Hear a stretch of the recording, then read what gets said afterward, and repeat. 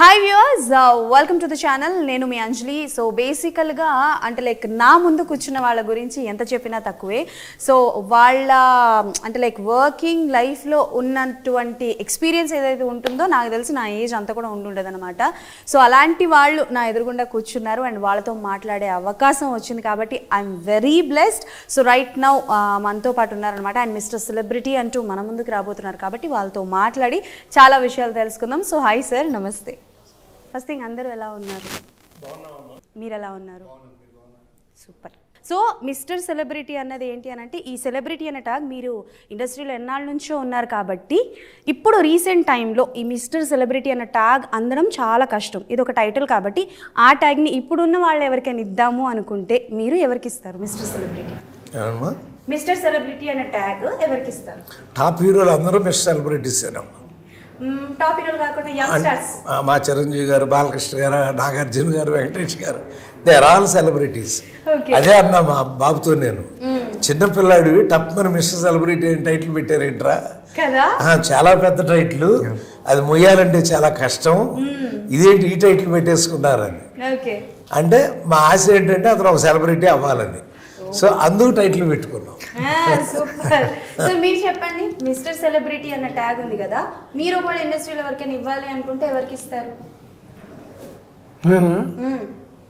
అంటే అందరు హీరోలు సెలబ్రిటీసే. ఇవాళ అసలు తిరుమల లడ్డూనే తెచ్చేశారు సమస్యలోకి. ఎంత పవిత్రమైంది. మా అసలు ఎవరే దేవుడు అంటే వెంకటేశ్వర స్వామి అంటాం. అలాంటిది అక్కడికే తీసుకొచ్చారంటే అలా ఆ సెలబ్రిటీస్ అంటేనే, సెలబ్రిటీ అనకపోతేనేమో చూడరు, సెలబ్రిటీ అంటే చూస్తారు. అందుకే ఈ పుకార్లు అన్నీ కూడా సెలబ్రిటీస్ మీదే వస్తాయి, మామూలు వాడి మీద రాదు. వచ్చి ఎవరు చెప్పుకుంటాడు? ఆహా అంటారు. ఇదైతే అలాగా ఎప్పుడు ఎక్కడ ఇలా మారుతారు. ఏది సెలబ్రిటీ అయితే అది ఇప్పుడు కూడానమ్మా ఒక్కొక్క తరానికి ఒక్కొక్క సెలబ్రిటీస్.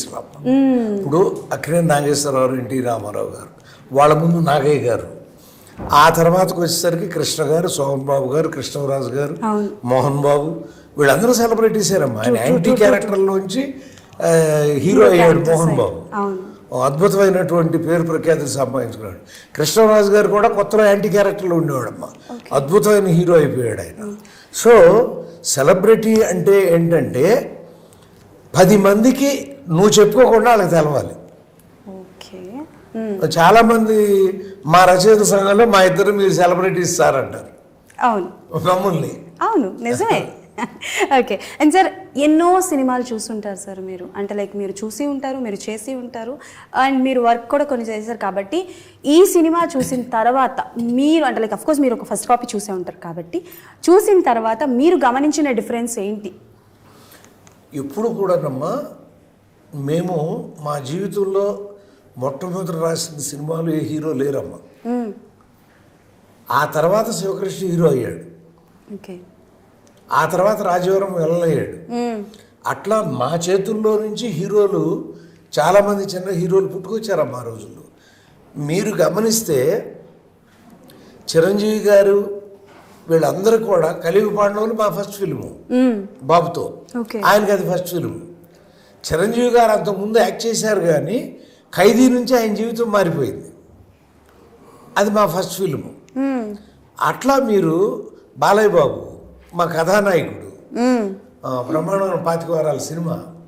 అట్లా ప్రతి హీరోతోనూ ఆల్మోస్ట్ వాళ్ళు ఆ ఫేమస్ అంటే అడుగు, అద్భుతమైన అడుగు పడింది అయింది అన్నవన్నీ కూడా మీరు వెనక్కి తిరిగి చూసుకుంటే మా సినిమాలు కనపడతాయి అన్నమాట. ఓకే. అండ్ మీరు చెప్పండి, బేసికల్గా అంటే లైక్ కొన్ని మూవీస్ వస్తున్నాయి and I think it's an debut for you, right?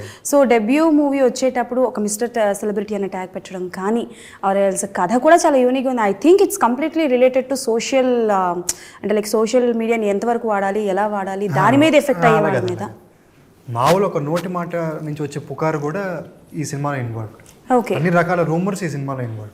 Why you choose this one as your first debut అని, ఈ జానరాని, ఈ స్టోరీని ఎందుకు సెలెక్ట్ చేసుకున్నారు? అంటే అదే అండి, మనం ఆ తాతగారు ఇద్దరు ఎప్పుడైనా కథను ఒక మాటలో చెప్పమంటారు. అలా ఒక మాటలో ఈ కథ చెప్పాలంటే నీకు తెలిసింది మాట్లాడటం స్వేచ్ఛ, తెలియంది మాట్లాడితే నేరం అనేదే పాయింట్. ఇది తాతగారాలకు నేను చెప్పినప్పుడు ఇది మంచి పాయింట్. ఓకే, గొప్ప సినిమా అవుతుంది సరిగ్గా చేసుకుంటే. ఒళ్ళు దగ్గర పెట్టుకొని చేయండి, బాగా చేయండి అని చెప్పారు. సో అలాగే ముందుకు వచ్చి చేసామండి. ఓకే, అంటే ఎవరో చెప్పిన మాటని మనం ఫార్వర్డ్ చేయకూడదమ్మా. ఓకే.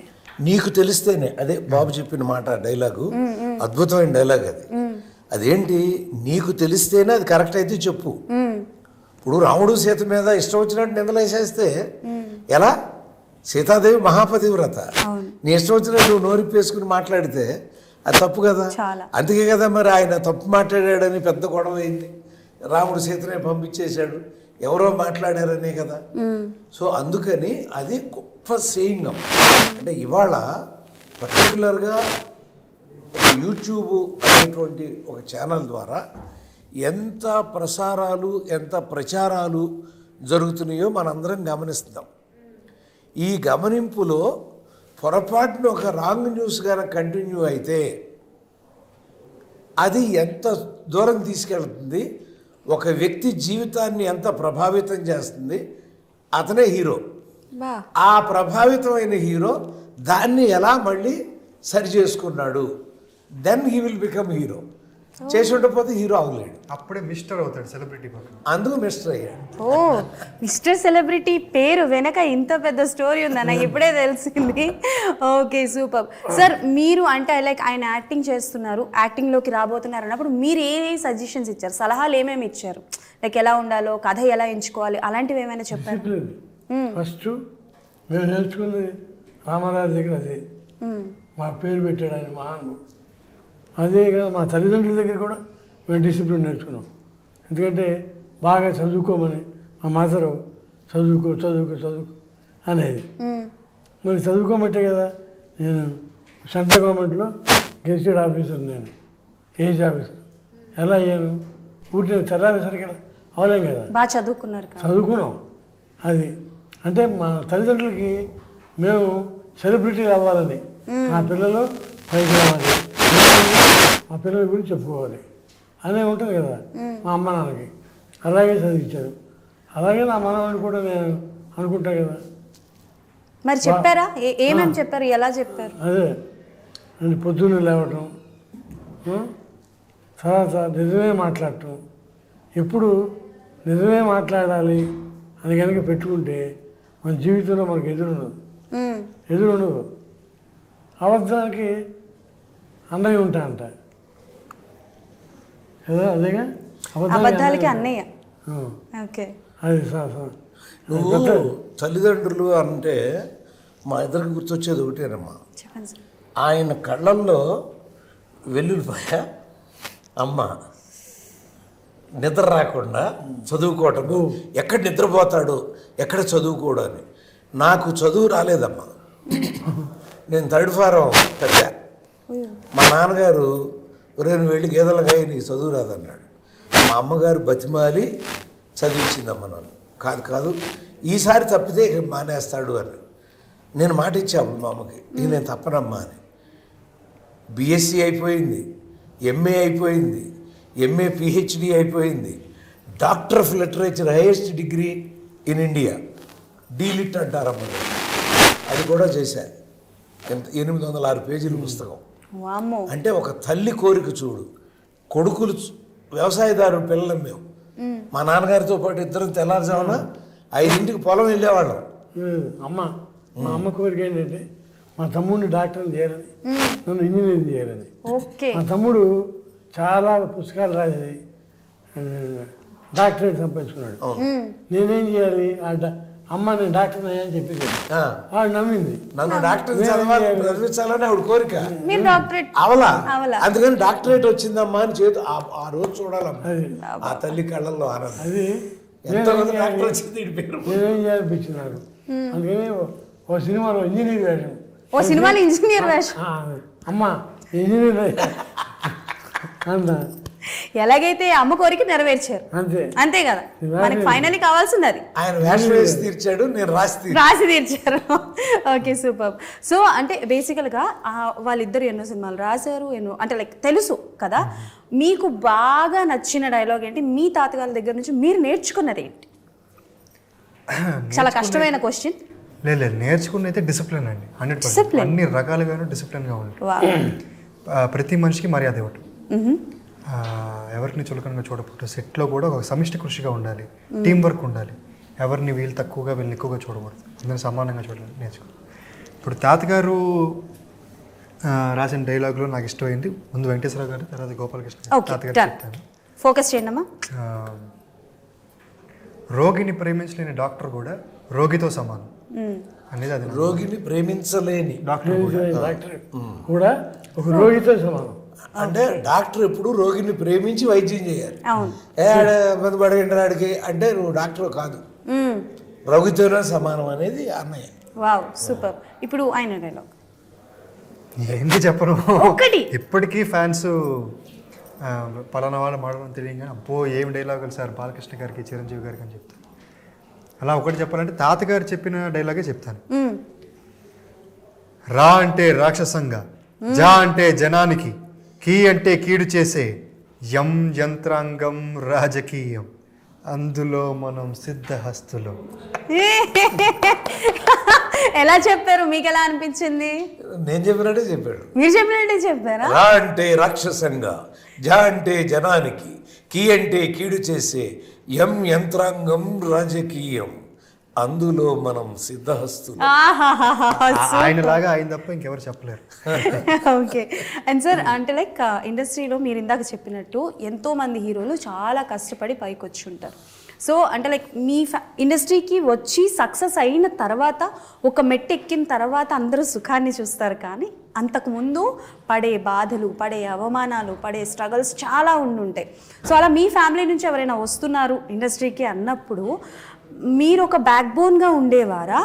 ఆర్ఎల్స్ అంటే లైక్ లేదు మనం ఆల్రెడీ కష్టపడి వచ్చాం కదా, మనం ఒక బ్యాక్ బోన్గా ఉందాం అనుకున్నారా? ఆర్ఎల్స్ లేదు నువ్వు కూడా జీరో నుంచి స్టార్ట్ చేయి అని చెప్పారు? అంటే వాళ్ళ కోరికమ్మా, తను రచయిత అవ్వాలని నా కోరిక, కానీ తను నటుడు అవ్వాలని తన కోరిక. సో అప్పుడు వాళ్ళ మనసులో ఏ ఈప్స ఉందో, ఈప్స అంటే కోరిక అని అర్థం, ఏ ఈప్స ఉందో దాన్ని నెరవేర్చడం పెద్దవాళ్ళుగా, తాతయ్యలుగా మా బాధ్యత. అందుకని అతన్ని ఆశీర్వదించడానికి వచ్చాము. ఇప్పుడు తను నిలబడాలి, తను నటుడు అవ్వాలనుకుంటున్నాడు. సినిమా చూసిన వాళ్ళకి తెలుస్తుందమ్మా, తన మొహంలో ఎన్ని ఎక్స్ప్రెషన్లు మార్చాడు, క్యారెక్టరైజేషన్ ఎలా డీల్ చేశాడు, ఎలా పోర్ట్రే చేశాడు, అది రేపు చూడగానే ఆడియన్స్కి తెలిసిపోతుంది అక్టోబర్ 4వ తారీఖున. డెఫినెట్లీ. నేను ఒక ఫైనల్ క్వశ్చన్ ఒకటి అడుగుతాను, మీ ఇద్దరిని అడుగుతున్నాను సార్. బేసికల్గా ఎంతోమంది హీరోలు, మీ ఫేవరెట్ హీరోలు కొంతమంది ఉండుంటారు, బట్ మీ మనవడిని ఆన్ స్క్రీన్ మీద పలానా హీరోతో పాటు కలిసి నటించాలని చూడాలని ఉంది అంటే ఏ హీరో పేరు చెప్పారు? ఇద్దరు ఒక హీరో పేరు చెప్పండి. ఆయన ముందు చెప్తాను, చెప్పండి.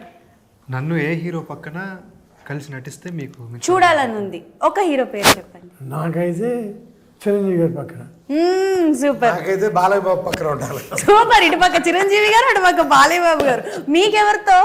అయ్యో ఎవరితో, హీరోలు అందరూ గొప్పవాళ్ళండి మన హీరోలు. సరే ముగ్గురు పేర్లు చెప్పండి. అందరూ గొప్పోళ్లే, మీరు గొప్పోళ్ళే, మీ పక్కన కూర్చున్న వాళ్ళు కూడా గొప్పోళ్లే. సో ముగ్గురు పేర్లు చెప్పండి. ముగ్గురు పేర్లు చెప్పాలా? ఎవరితో పక్కన నటించాలని? చిరంజీవి గారు, బాలకృష్ణ గారు, వెంకటేష్ గారు. అది super. Okay, done. So thank you so much and all the best for your mister celebrity. Super success అవ్వాలని మనస్ఫూర్తిగా కోరుకుంటున్నా. Thank you so much. So that's all for today. మళ్ళీ కలుసుకుందాం.